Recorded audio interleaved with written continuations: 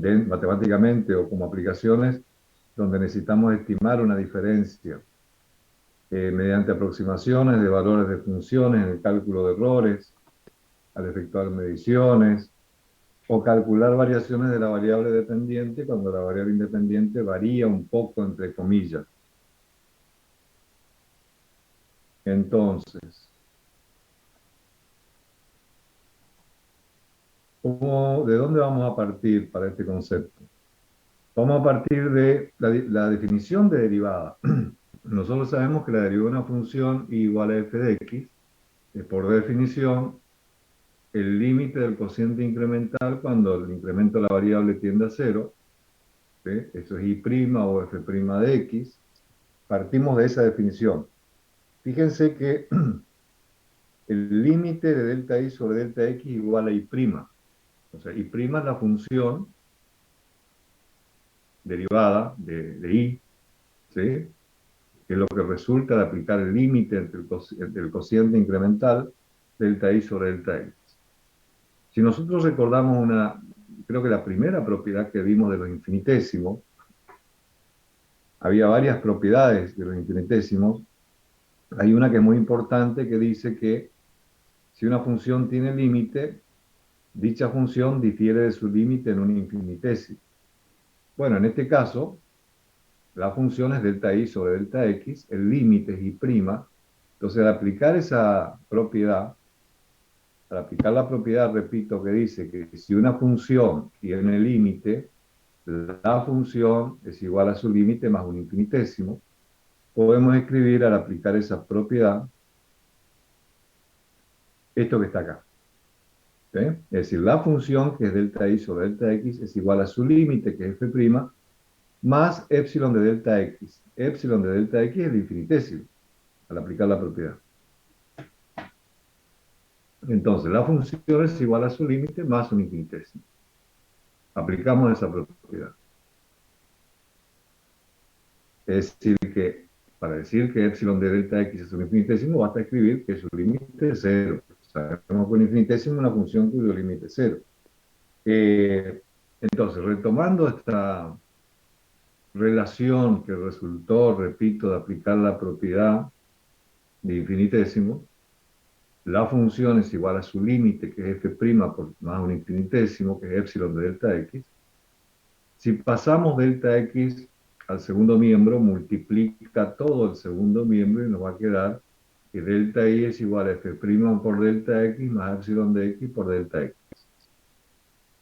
Bueno, esta expresión es muy importante. Yo la voy a escribir aparte, la vamos a analizar.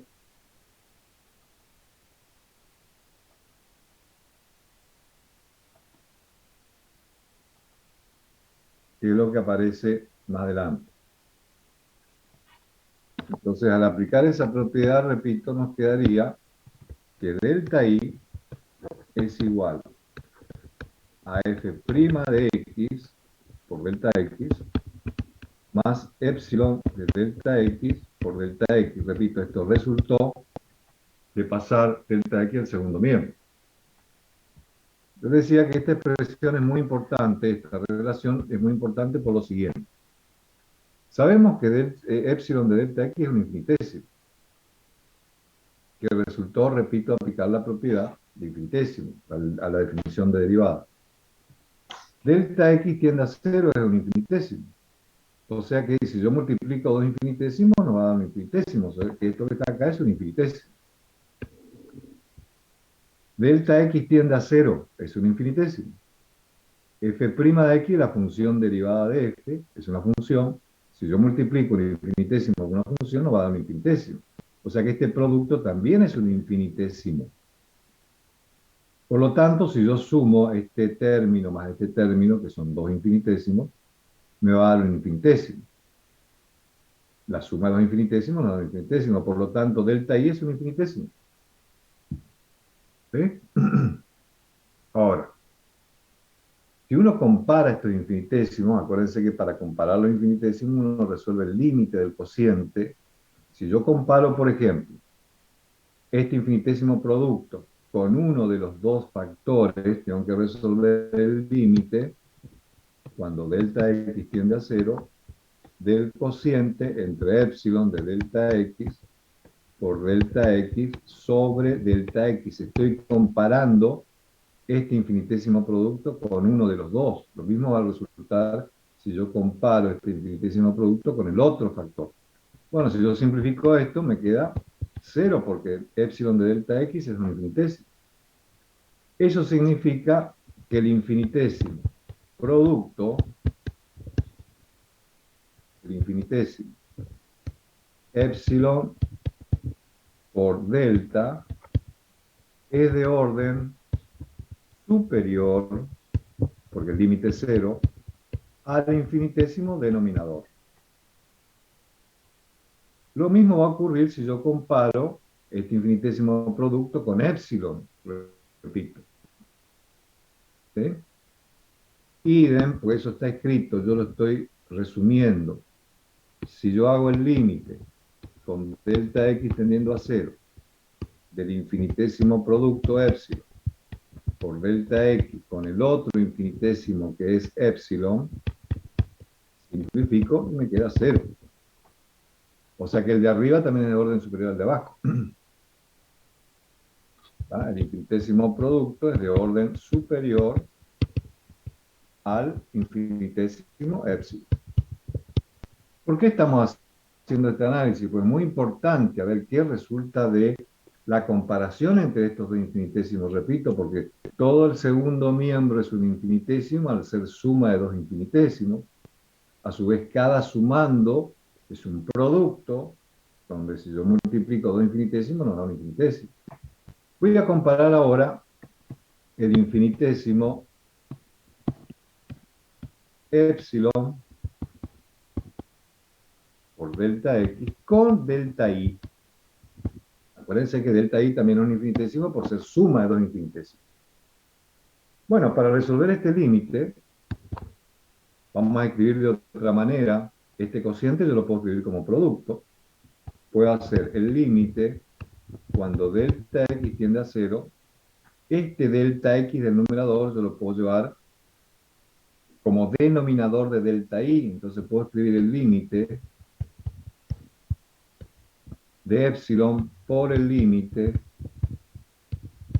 de 1 sobre delta y sobre delta x. ¿Qué hicimos acá? Este cociente lo transformé en producto, llevando también el delta x como denominador de delta y. ¿Y qué nos va a quedar en este límite del producto? Cuando delta x tiende a 0, epsilon de delta x es un infinitésimo, o sea que el límite es 0. Límite 0 por el límite de este cociente, cuando delta x tiende a 0, 1 tiende a 1. Y cuando delta x tiende a 0, el cociente incremental es la derivada. Por lo tanto, el límite es 0. ¿Qué significa esto? Que este infinitésimo, por lo tanto, el infinitésimo epsilon por delta, es de orden superior al infinitésimo delta i, porque el límite del cociente entre este infinitésimo y delta i es 0, y lo que hemos probado recién. Ahora voy a comparar este infinitésimo de la misma manera que hicimos con el anterior. Este infinitésimo f' delta x con delta i. Para ello hacemos exactamente lo mismo. Cuando delta x tiende a 0, del límite del cociente entre f' y delta x con delta i. Y vamos a hacer exactamente lo mismo que hicimos anteriormente. Vamos a transformar este cociente en un producto y hacemos el límite del producto. Límite de f' por el límite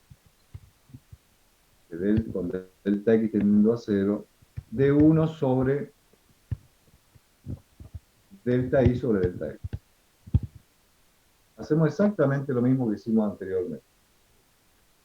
Y resolvemos el producto de los límites. Cuando delta x tiende a 0, f', una función, se comporta como una constante, el límite de f'.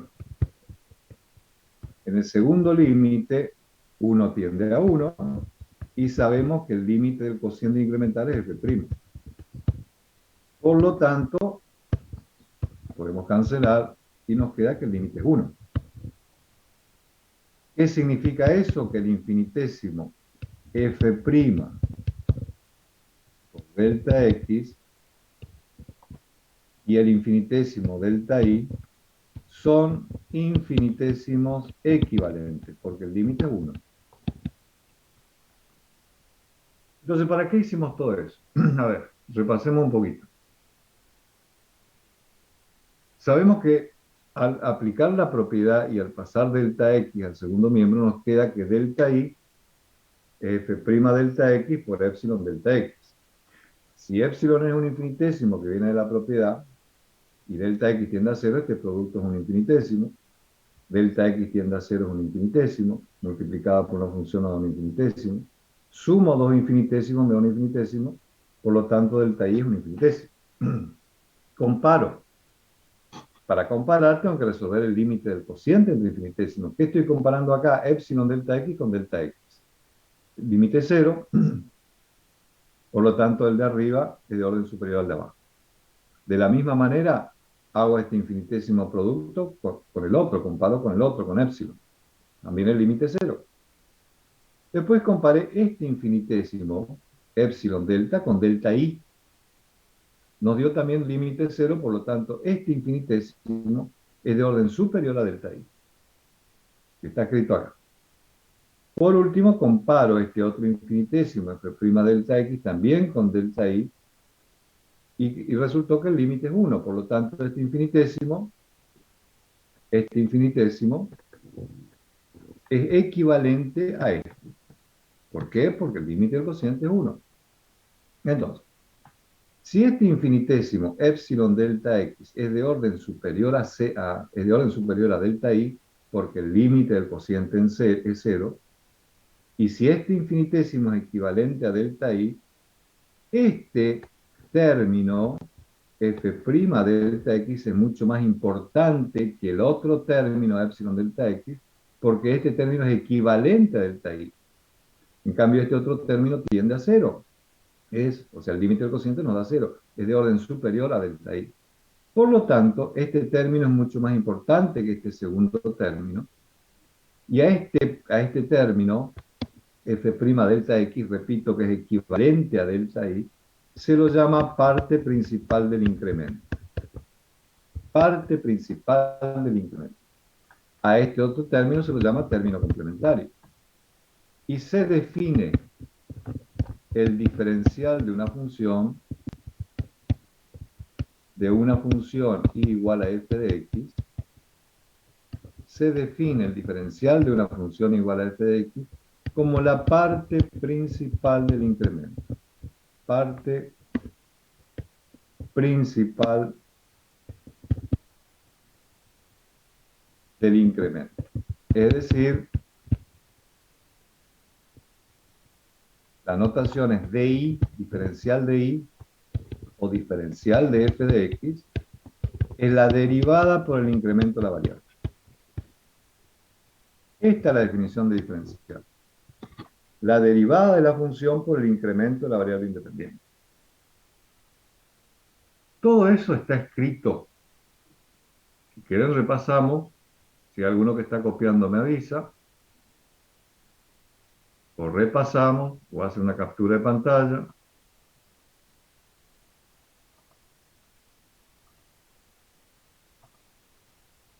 Bien. Parte principal del incremento. La suma de estos dos términos son infinitésimos, como dijimos anteriormente. ¿Sí? Diferencial de i, que la notación es la parte principal del incremento delta i.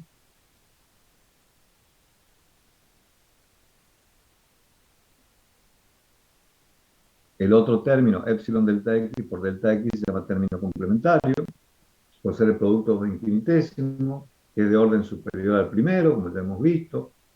Como tiende más rápidamente a 0, no influye prácticamente en los valores del incremento delta i, cuando delta x tiende a 0. Por eso es que f' delta x es mucho más importante que el otro término epsilon delta x.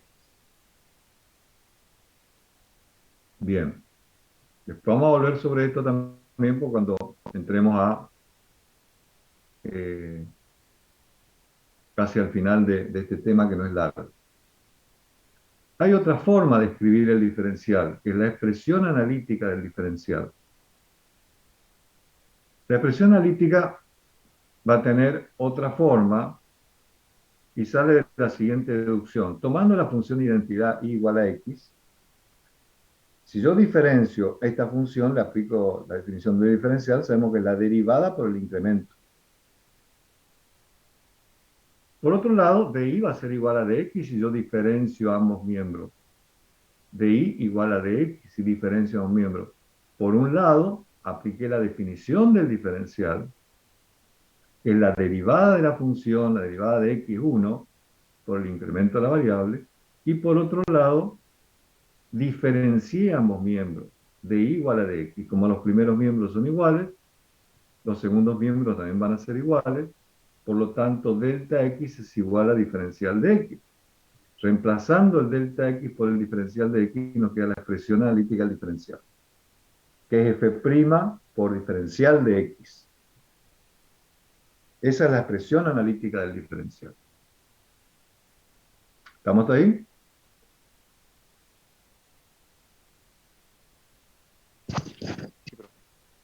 Vamos.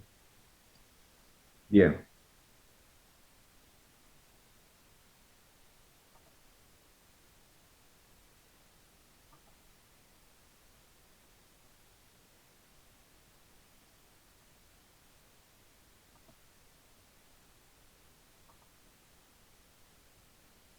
Volvamos otra vez. Esto también está en la segunda parte de diferenciales y la primera parte de la unidad que viene, que es la parte de aplicación del cálculo diferencial.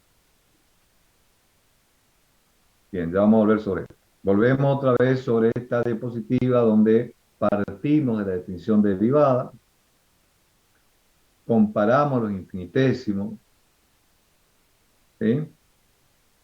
Y nos quedamos con el más importante, que es la parte principal del incremento, para definir el diferencial de una función. Después teníamos la expresión analítica, para escribirlo de otra manera, el diferencial, la derivada por el diferencial de x, donde partimos de la función identidad, que es lo último que vimos. Entonces, la expresión analítica es la derivada por el diferencial de la variable. Fíjense que si yo paso diferencial de x al primer miembro, me va a quedar dy sobre dx igual a f'. Esta es otra notación que la hemos visto, que es la notación de Leibniz, para indicar la derivada de una función.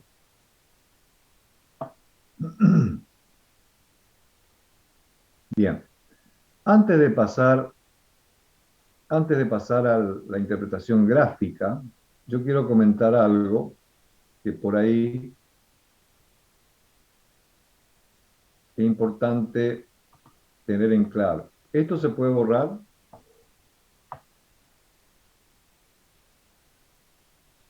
Esto se puede borrar.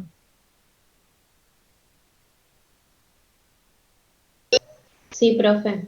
Bueno, Sí, profe. por ahí ya lo habrán usado, pero es importante, ya sabemos de dónde sale la notación de Leibniz, es importante tener en cuenta para la notación en determinados casos, es mucho más amigable una notación que otra, cuando uno trabaja con derivadas sucesivas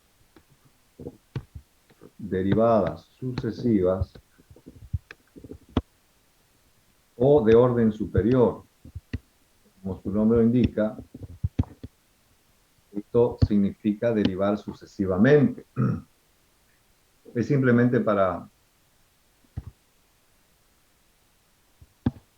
acordar un poco la notación.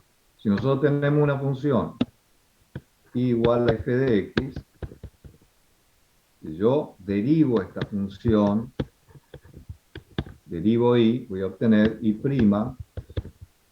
o f' de x, o dy sobre dx, que es la notación de Leibniz que hemos visto recién, y esta es la derivada de primer orden. Derivada primera. Si yo derivo la derivada primera, voy a obtener la derivada segunda. Es decir, f segunda de x,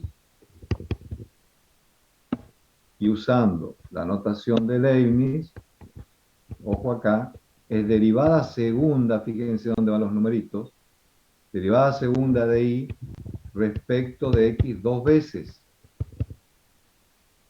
Derivada segunda o de segundo orden. Y así sucesivamente, si yo derivo la segunda, obtengo la tercera. ¿Sí? Y así sucesivamente, cuando llego a la derivada tercera, a partir de la derivada cuarta, ¿sí? Se empiezan a usar en la notación números romanos. O sea, si yo derivo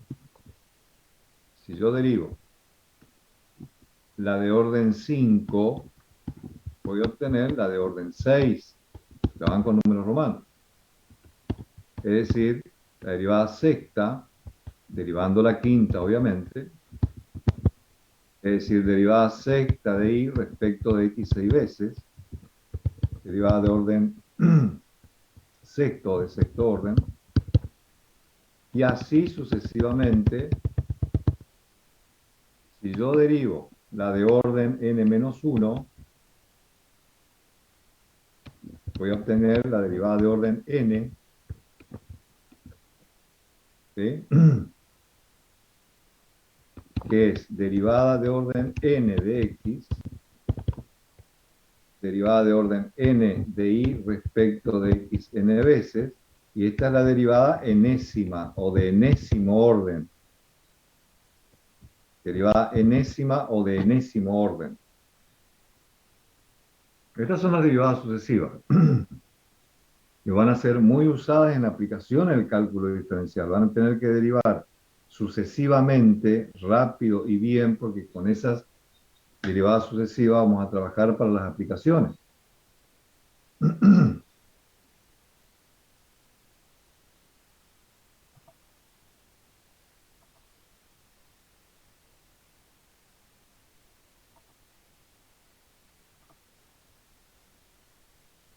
¿Qué es lo que aparece al principio de esta parte 2 como finalización de derivadas? Es simplemente para acordar la simbología de las derivadas sucesivas o de orden superior, que es lo que está acá. ¿Eh?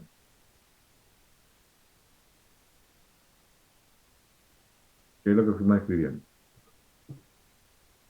¿Estamos hasta ahí?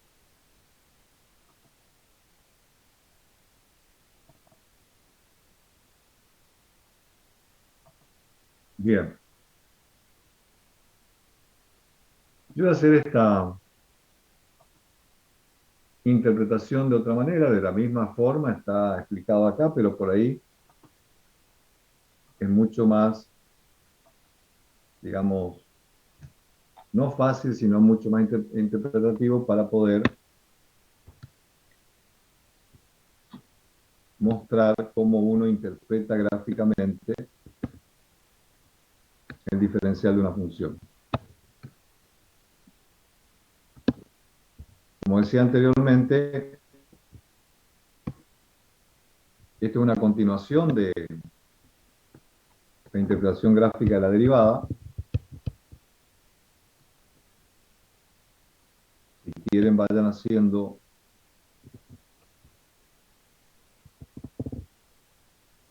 el gráfico.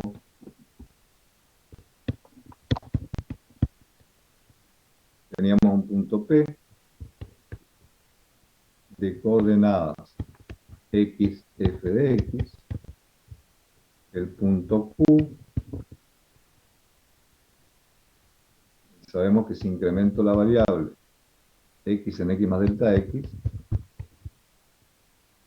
se incrementa la función en f de x más delta x. Acá tenemos un punto C. Teníamos también la tangente a la curva en P, la tangente a la curva en P ¿sí? Como límite de la recta secante, si ustedes se acuerdan, cuando trabajamos con interpretación gráfica de la derivada. Bueno, que determinaba un ángulo alfa con el semieje positivo de las x, donde también en P va a ser el mismo ángulo alfa. Sabemos que la medida QC, el segmento QC, es el incremento de la función, que repito, la función incrementada f de x más delta x menos la función sin incrementar f de x. Todo eso sabíamos de la interpretación gráfica de la derivada. Ya teníamos el punto Q. Lo que vamos a hacer ahora es lo siguiente, y esto vale para cualquier gráfica, inclusive para el otro. Fíjense, si ustedes se fijan la gráfica que está en la diapositiva, que vamos a ver ahora, va a ocurrir lo mismo. Lo que hacemos es tratar de intersectar. En algún otro caso ya se da naturalmente la intersección entre la ordenada de Q, entre la ordenada de Q y la tangente. Es decir, prolongo la ordenada de Q hasta intersectar en un punto, obviamente, a la recta tangente, que es este punto, que lo puedo llamar M. Entonces, lo único que hice fue intersectar la ordenada de Q con la recta tangente. Si ustedes se fijan, lo que aparece en la diapositiva, la ordenada de Q, que sería, en este caso, el punto es A, no importa. Es decir, la ordenada de A, que es f de x más delta x, se intersecta naturalmente con la tangente. Acá no hay que prolongar nada. Pero en este caso, por eso quería mostrar otro tipo de gráfico, como para que se entienda más el tema. Prolongamos la ordenada de Q hasta intersectar a la tangente en un punto M. Entonces queda determinado el triángulo rectángulo PMC, triángulo rectángulo. En ese triángulo rectángulo, la tangente de alfa es cateto opuesto, que es MC, sobre cateto adyacente, que es PC, en el triángulo rectángulo PMC. Pero PC es delta X. PC es delta X. Eso por un lado. Por otro lado, sabemos que la tangente trigonométrica, la tangente trigonométrica del ángulo que forma la tangente geométrica a la curva en el punto, representa la derivada de la función. ¿Sí? Como los primeros miembros son iguales, los segundos miembros también van a ser iguales, y puedo escribir que MC sobre delta X es F'. Por lo tanto, MC va a ser F' por delta X, que es el diferencial de I. Por lo tanto, la medida MC, es el diferencial de I, gráficamente. Por lo tanto, el diferencial de I en este caso es mayor que el delta I, es más grande que el delta I. Si vamos al gráfico que aparece en la diapositiva, van a ver que la medida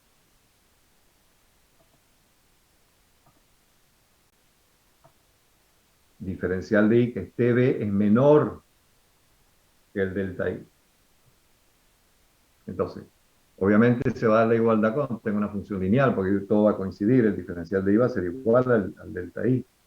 Entonces, esta misma deducción aparece acá, para un gráfico de ese tipo. Por eso quería hacer, y lo voy a dejar un ratito en pantalla para que lo miren, para que lo analicen, otro tipo de gráfico para ver cómo uno va deduciendo e interpretando gráficamente el diferencial de I. Estos temas se piden mucho en los exámenes finales. ¿Sí? Les dejo un ratito para que lo miren, porque con esto terminaríamos la unidad de derivada diferencial. Y por lo menos quiero empezar a ver las aplicaciones de la derivada, porque es continuación de esto. Sobre todo, repito, insisto, varias veces lo dije, ¿qué es lo que representa la derivada de una función en un punto? La tangente, la pendiente, la recta tangente. La tangente es el ángulo que forma. La recta tangente es la curva en el punto. Eso es muy importante. ¿Qué es lo que representa? Así que dejo 2 minutos y seguimos.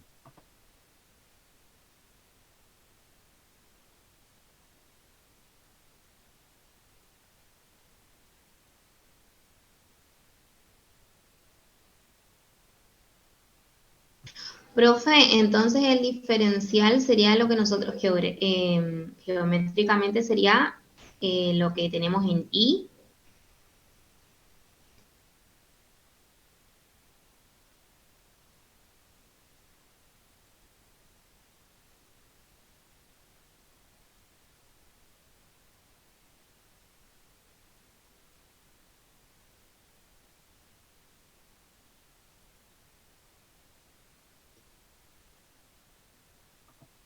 Perdón, no te escuché, me fui a tomar un poquito de agua. ¿Quién hablaba? Yo, profe, le decía que entonces el diferencial geométricamente sería lo que está entre Q y C para nosotros, lo que sería delta I. Acá en esta o en la diapositiva. No, acá en esta. No, el diferencial es la medida MC. Esto que está acá. De acá hemos deducido, de acá hicimos la deducción de qué segmento representa el diferencial de la función. Ya hemos visto en derivada que la diferencia entre la función incrementada menos la función sin incrementar es el incremento de la función QC acá. Y hemos deducido recién, mediante estos dos pasos, que representa gráficamente el diferencial, que en este caso es la medida MC. Si vos vas al gráfico de la diapositiva, va a ver que el diferencial va a ser menor que la intersección entre la ordenada de Q o de A o de M, la ordenada de Q, en este caso, ¿sí? ¿De dónde a dónde va el diferencial? Desde M, que es la intersección de la ordenada de Q con la recta tangente a la curva en el punto, y C, el punto C. En la anterior, en la diapositiva,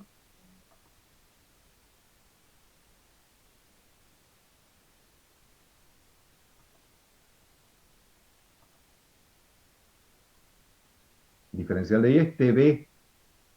Fíjate, la intersección entre la ordenada del punto A y la tangente se da naturalmente, ¿no? Que es el punto T.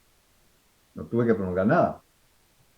Entonces, en la siguiente diapositiva está la deducción de por qué TB, de la misma manera que hicimos anteriormente, por qué TB es el diferencial de I. Por eso quise hacer, decía anteriormente, un gráfico distinto al que está en la diapositiva para que se den cuenta cómo uno deduce lo que representa el diferencial de una función. ¿Se entiende? Sí, profe, se comprende. Bien. ¿Alguno está copiando?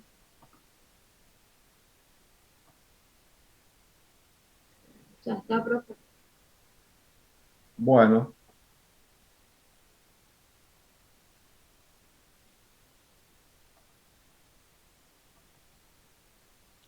Profe, escucho.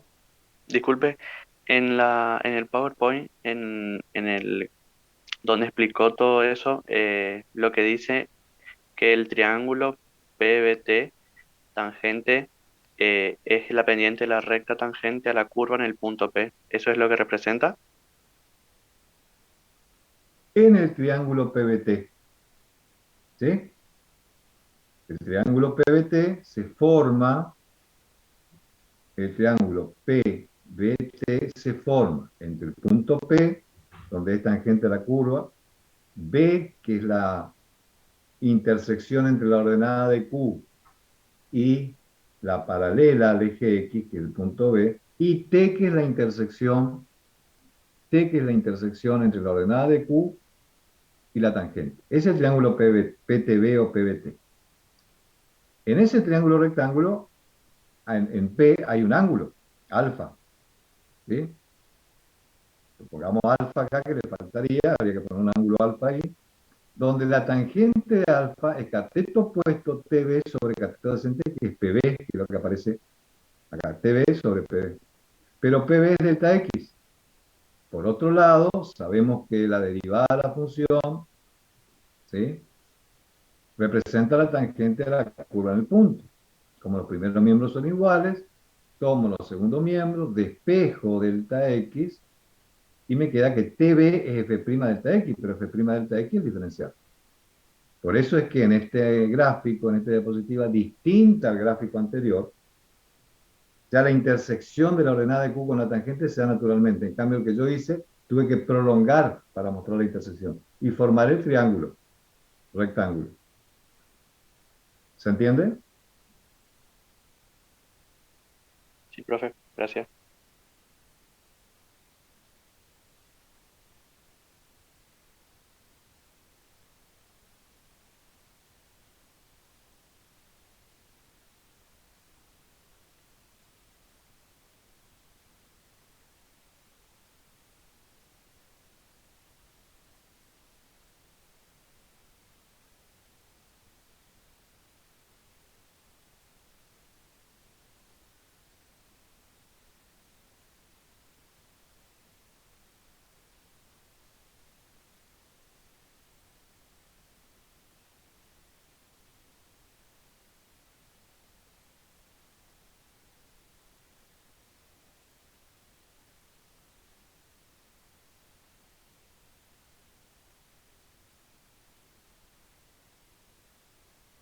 Bien, seguimos. ¿Alguna otra pregunta?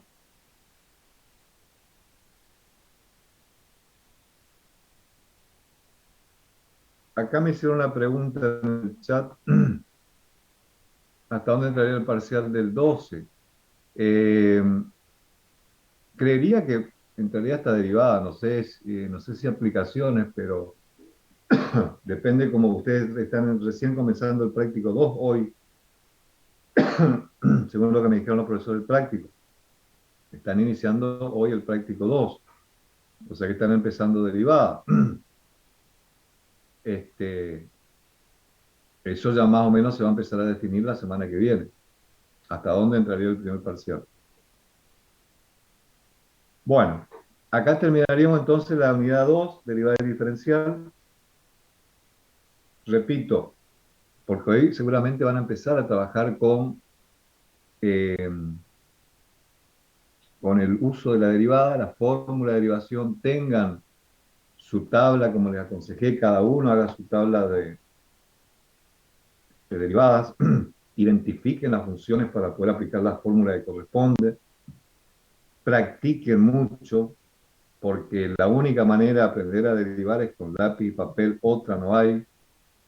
La única manera de adquirir las fórmulas y aplicarlas bien es practicando, teniendo su propia tabla al lado, practicando, porque en esta unidad vamos a usar la derivada para su aplicación. Entonces voy a tener dificultades cuando tenga que derivar sucesivamente, por ejemplo, y no tenga la suficiente práctica para aplicar esa derivada. Y también vayan acostumbrándose a simplificar el resultado de la derivada.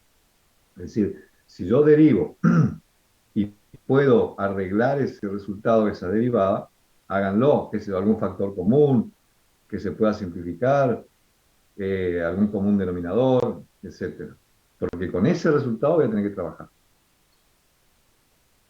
Bien, la unidad 3 corresponde a las aplicaciones de la derivada, siempre trabajando en principio como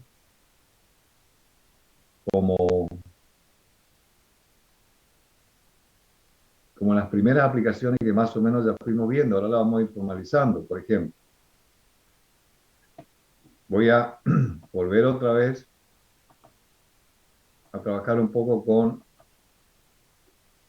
esto para que vayan comprendiendo a dónde apuntamos. Y todo eso va a estar escrito.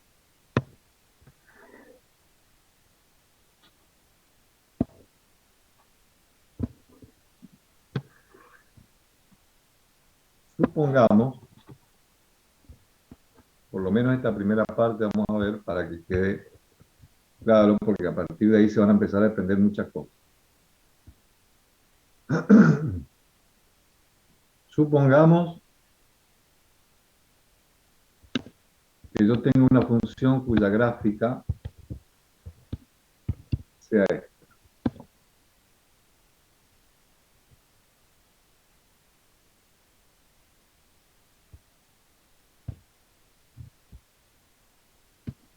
Supongamos un punto P, conocido como siempre, de coordenadas x e y o x f de x. Y yo tengo la recta tangente a la curva en el punto, que sabemos lo que representa. ¿Sí? Yo voy a tener por acá un ángulo, alfa, etc.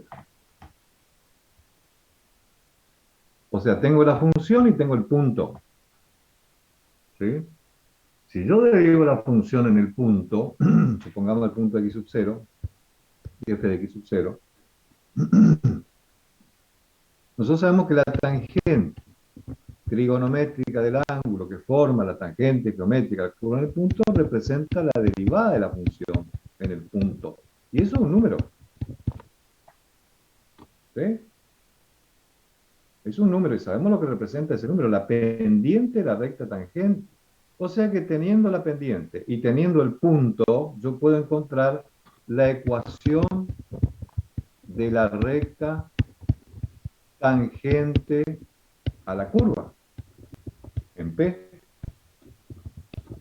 de coordenadas x0, f de x0. Por álgebra, ustedes deben saber que la ecuación de una recta que pasa por un punto tiene esta forma. Y menos y0 igual a la pendiente por x menos x0. Pero la pendiente es la derivada en el punto. O sea que si yo tengo el punto, obviamente tengo la función, ¿sí? Tengo el punto conocido, tengo la función, puedo encontrar la ecuación de la recta tangente a la curva en el punto, mediante la formulita que me permite reemplazar las coordenadas del punto y su pendiente. De ahí busco la forma explícita, igual a algo y se terminó el problema. A su vez, yo puedo determinar también,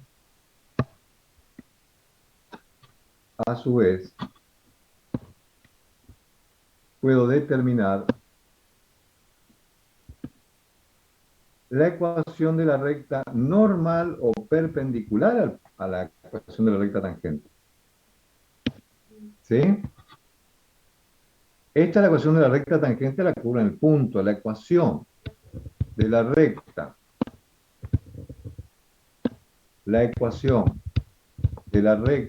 normal o perpendicular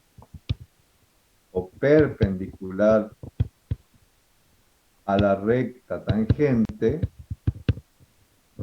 Ustedes saben que dos rectas son perpendiculares cuando tienen la pendiente invertida y el signo cambiado. Puedo determinar y menos y0 igual a la pendiente invertida, que es menos 1 sobre f de x0. Se invierte y se cambia el signo de la pendiente para encontrar la ecuación de la recta perpendicular o normal a la recta tangente. ¿Sí? Fíjense todo lo que va a ir apareciendo con el uso de la derivada. Ya puedo encontrar la ecuación de la recta tangente a la curva en el punto, ecuación de la recta normal o perpendicular a esa recta tangente. ¿Qué más voy a poder hacer? Supongamos una función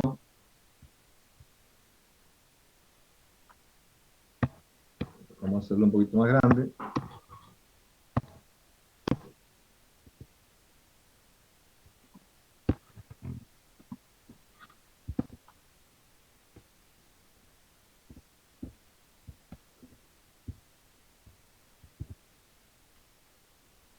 Una función que tenga una gráfica de esta forma. Supongamos que yo tengo una función que tiene esta forma. Voy a tener por acá, supongamos, un punto de x sub 0.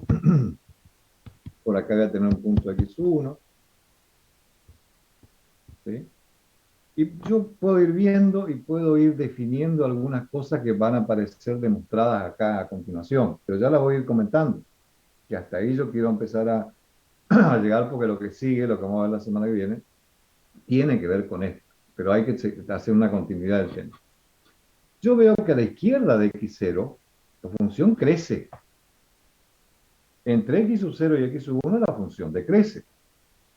Y a la derecha de x1 la función crece. Yo veo eso gráficamente.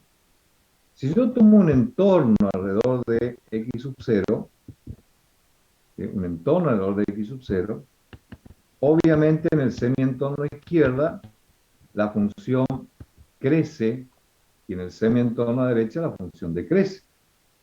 Veo eso gráficamente.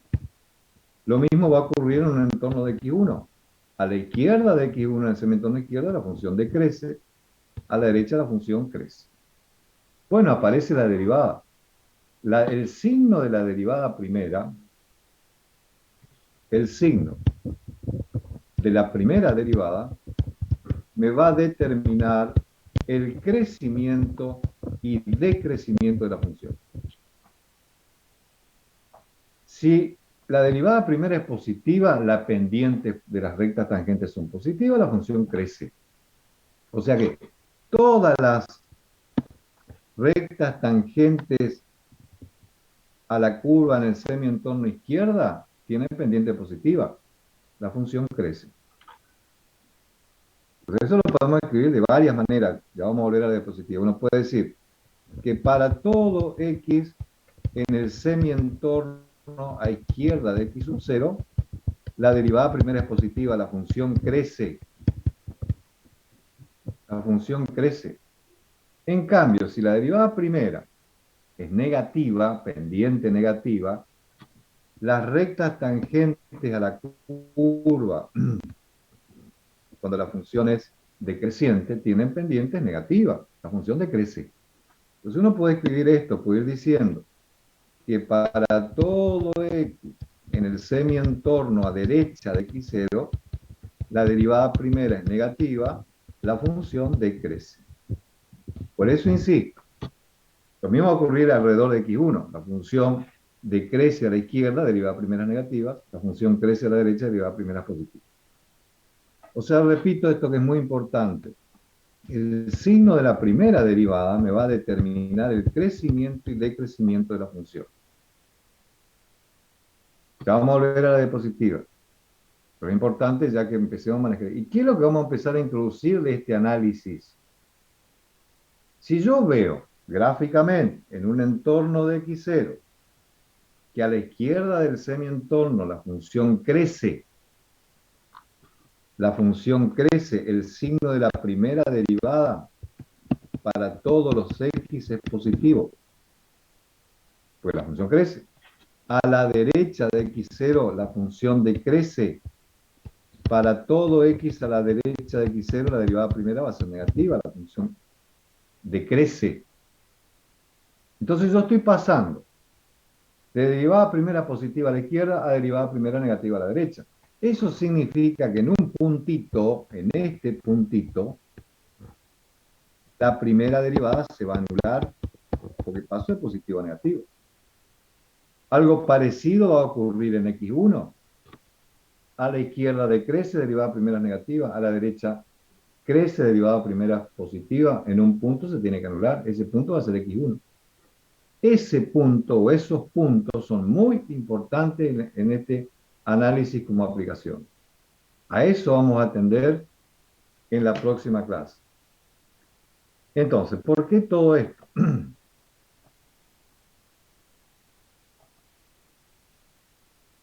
variación de función.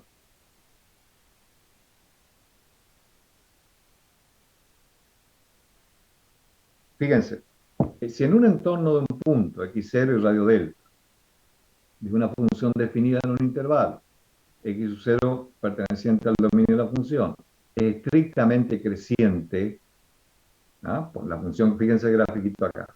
Esto es definición de crecimiento. ¿Sí? La función es creciente, ¿tá? En un entorno de x0, porque f de x0 va a ser menor que todos los f de x de los x del entorno, que es lo que está escrito acá. F de x0 va a ser a la izquierda de x0 va a ser mayor que los f de x, a la derecha de x0 va a ser menor que los f de x. Eso es definición de crecimiento. A mí lo que me interesa es pasar directamente acá. Esto también es definición de decrecimiento en un punto. Pasar directamente, a ver si podemos. De ahí vamos a arrancar la semana que viene. O sea, lo que está escrito en la diapositiva es definición de crecimiento y decrecimiento. Lo que a mí me interesa es estos dos teoremitas que vamos a ver la clase que viene, que tienen que ver con el crecimiento y decrecimiento y el signo de la primera derivada. Que el signo de la primera derivada me va a determinar si la función crece o decrece en un entorno, en un intervalo, etc. Entonces, esos teoremitas que hacen al crecimiento y decrecimiento y el signo de la primera derivada, lo vamos a enunciar y lo vamos a ver la clase que viene. Y ya nos metemos de lleno en lo que decía anteriormente. Si la derivada primera es positiva a la izquierda de x0 para todos los x, y la derivada primera es negativa para todos los x a la derecha, en un punto se tiene que anular. En un punto se tiene. Y ese punto donde se anuló la primera derivada va a ser muy importante. Muy importante. Por eso, vamos a ver si yo puedo. Profe. ¿Me escucho?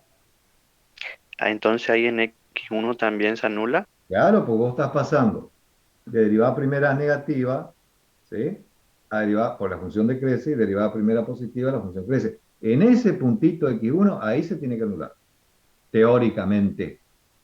¿Sí? Porque vos estás pasando de algo positivo a negativo o viceversa. Si yo paso del -2 al 2, tengo que pasar por el 0. ¿Se entiende? A ver.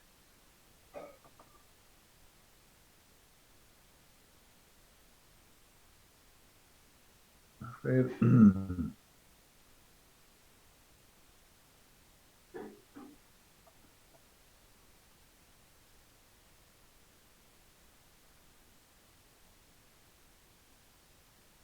¿Ven ahí? ¿Pueden ver esta diapositiva? No todavía, profe. ¿No?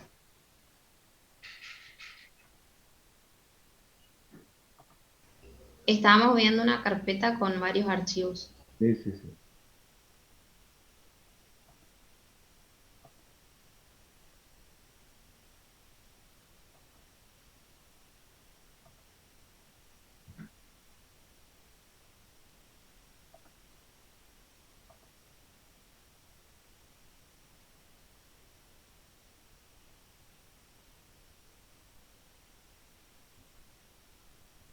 Bueno, no quiero, digamos, meterme mucho en esto porque quiero dar todo junto, porque si no, se va a dispersar el tema. Fíjense, decíamos que el signo de la primera derivada, el signo de la primera derivada me va a determinar el crecimiento o decrecimiento de una función en un intervalo, en un entorno, etc. Y uno dice, bueno, pero si yo estoy pasando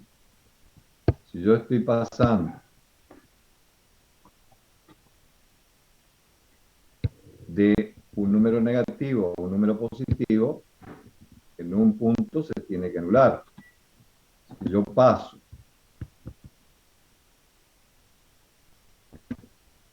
de derivada primera positiva a la izquierda de x0 a derivada primera negativa a la derecha de x0, porque la función decrece en un punto se tiene que dar. Pero fíjense lo que ocurre acá. A ver qué les parece. Una función que todos conocemos, que es la función valor absoluto. Hago el mismo análisis.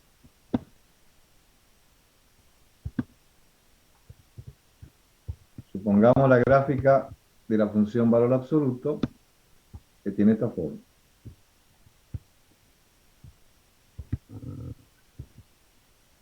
Hago el mismo análisis en cero, en el origen, en un entorno del cero. A la izquierda de x0, ¿cómo es la función? En el semientorno izquierda de x0. ¿Crece o decrece? Crece. Entonces uno puede decir, para todo x en el semientorno a izquierda de x0, la derivada primera es negativa porque la función decrece. ¿Sí? Acá. Para todo x en el semientorno a la derecha de x0, para todo x en el semientorno a derecha de x0, la función crece, derivada primera positiva. Eso pasa a la derecha de x0. Entonces, estoy haciendo el mismo análisis que en el caso anterior. Si yo paso de algo negativo a algo positivo, en un punto se tiene que anular la derivada. ¿Sí? Que es lo que hicimos acá. Pero acá no. Acá no existe la derivada en cero. No existe la derivada en cero. Y sin embargo, en cero va a ocurrir algo igual que ocurrió acá en x0 y en x1. A esto vamos a entrar. Pero lo importante es, como primeras aplicaciones, el tema de la ecuación de la recta tangente, de la normal, eso que vimos anteriormente, cómo determinar esas ecuaciones. Después ya vienen estos dos teoremistas que hacen el crecimiento y el signo de la primera derivada. Sabemos que si la derivada primera para todas las rectas tangentes a la izquierda de x0, en el semientorno izquierda, la función crece, las de todas las pendientes van a ser positivas, derivadas primeras positivas, para todas las tangentes en todos los puntos. Lo mismo ocurre a la derecha.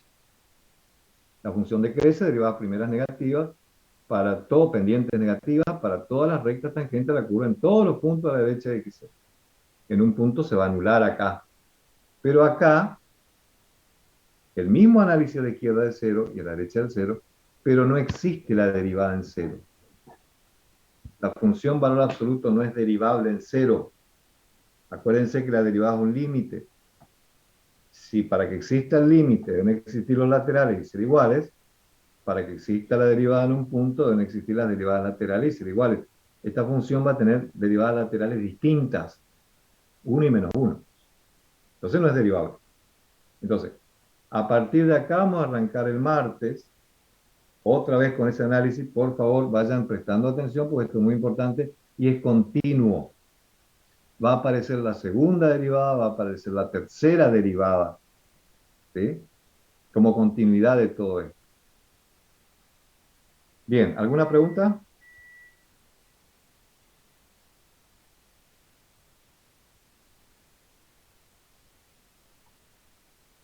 ¿Alguna pregunta?